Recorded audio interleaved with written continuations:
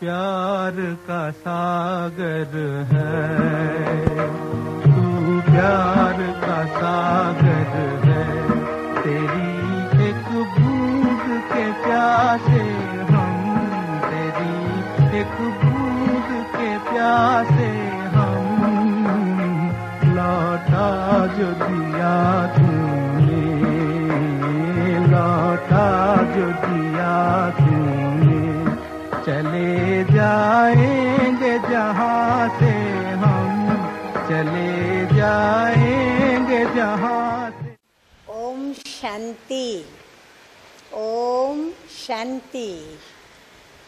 आज की तारीख है 25/7/11 और आज की ज्ञान मुरली का हेडिंग है जो मीठे मीठे शिव बाबा ने प्रजापिता ब्रह्मा बाबा के द्वारा चलाई है। तो आज की इस ज्ञान मुरली के सुर हैं मीठे बच्चे। देखो, बाबा मुरली की शुरुआत ही हम बच्चों के साथ अपने प्यार के जो सागर हैं वो तो प्यार की लहरों में हम बच्चों को प्यार दे कर के लहरा रहे हैं। कहते हैं मीठे बच्चे, सारी दुनिया को शांति देना एक बाप का ही काम है। इसलिए कहते हैं हे शांति देवा। तो प्राइज भी किसको मिलनी चाहिए? हाँ, शिव बाबा कहते हैं कि शांति सारे विश्व को एक परमपिता परमात्मा ही दे सकते हैं। तो फिर प्राइज भी किसको देनी चाहिए? परमपिता परमात्मा को। लेकिन दुनिया में जो भी शांति के कार्य करते हैं उनको प्राइज दी जाती है। प्रश्न है, कौन से बच्चे बाप को पूरा पूरा फॉलो कर सकते हैं? उत्तर है, जो बाप के समान पावन बनते हैं वही पूरा पूरा फॉलो कर सकते हैं। नंबर 2 है, जो पक्के आशिक बने वही मुझ माशूक को फॉलो कर सके। ऐसे आशिकों को ही मैं साथ में ले जाता हूँ। इसलिए शास्त्रों में दिखाते हैं कि गऊ का पूंछ पकड़ने से पार हो जाएंगे। अब यहाँ गऊ की या पूंछ की तो कोई बात ही नहीं है।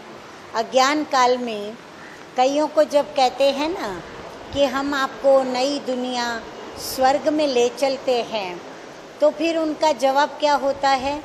नहीं, हमारी पत्नी आती है, माँ आती है, घर का कोई भी सदस्य यदि आता है तो कहते हैं कि हम उनका पल्लू पकड़ लेंगे और हम भी आ जाएंगे।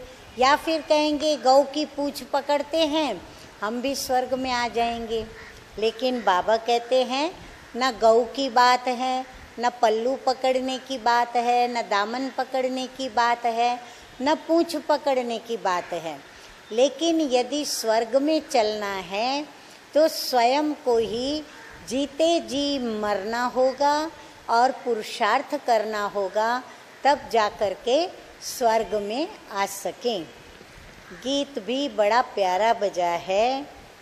तू प्यार का सागर है, तेरी एक बूंद के प्यासे हम, लौटा जो दिया तूने, चले जाएंगे जहाँ से हम। तू प्यार का सागर है। इसलिए तुम हमें क्या करो? अपने प्यार में समा लो। धारणा के लिए मुख्य बातें बताई हैं। नंबर 1 है, बाप से स्वर्ग का वर्षा लेने के लिए क्या धारणा करनी पड़े? मैं आत्मा भाई भाई हूँ।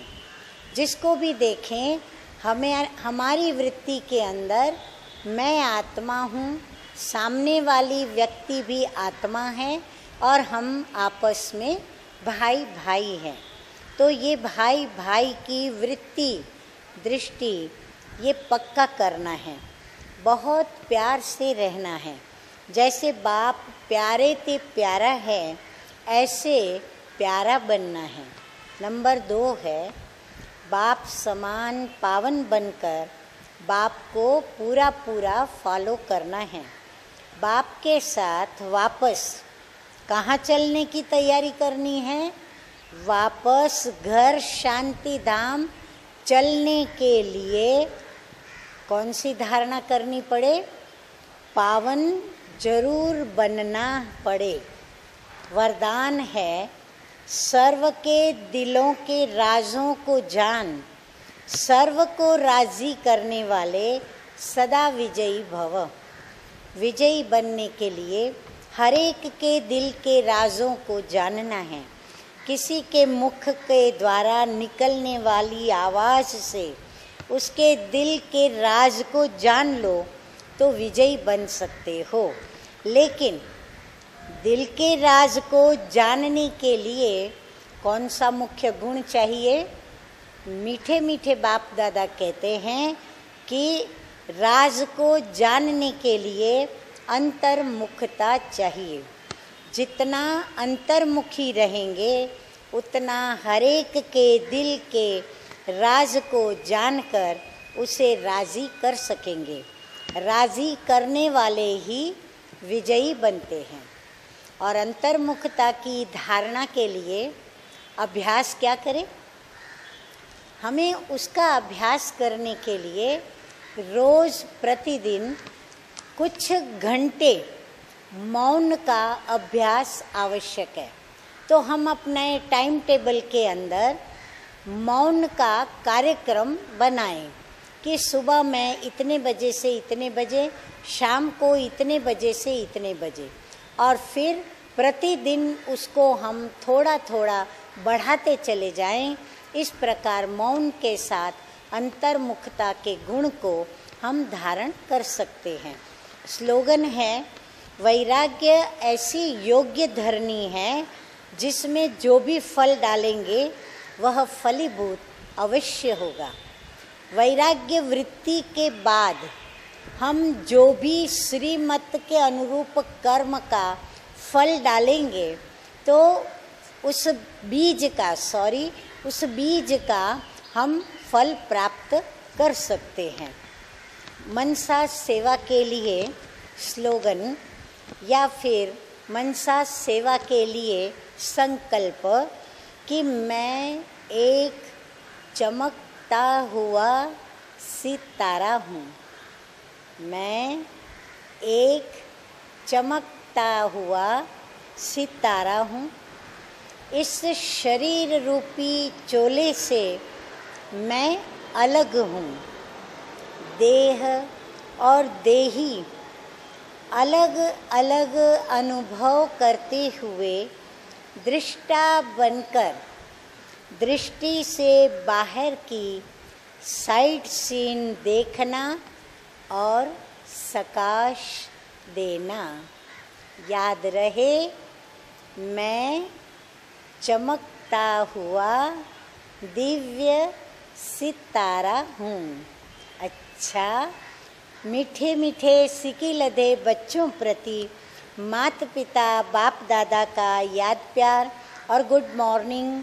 रूहानी बाप की रूहानी बच्चों को नमस्ते। रूहानी बच्चों का रूहानी बाप दादा को याद प्यार, गुड मॉर्निंग और नमस्ते नमस्ते। ओम शांति, ओम शांति।